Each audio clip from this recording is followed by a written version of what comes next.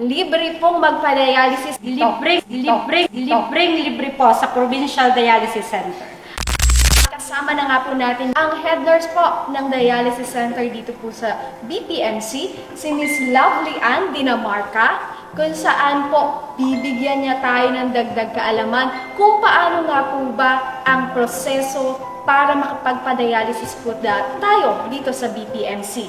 Maaari niyo po bang bigyan kaalaman ang ating mga manunood, ang ating mga kababayan kung paano po maa-avail ito pong libreng dialysis dito po sa ating Provincial Dialysis Center? Ano-ano po ba yung mga requirements at paano po magpapalista o paano po magpapaschedule dito sa ating dialysis na ito? Yes po, good afternoon po ulit. May mga list of requirements po tayo para po sa mga inquiries ng mga pasyente. Nakapaloob po doon ay ang huli nilang 3 treatment. Pinakahuli po, sulat po mula sa kanilang attending nephrologist, mga laboratorio po tulad po ng CBC, creatinine, sodium, potassium, calcium at phosphorus po. At saka po ang tinatawag nating HEPA profile na yun naman po ay maaaring nagawa po nila bago po mag-6 na buwan. Yun po ay tatanggapin ng ating center. Tsaka po ang kanilang pinakamahalaga po ay ang kanilang PhilHealth. Katunayan po na sila ay miyembro ng ating PhilHealth. Ayun.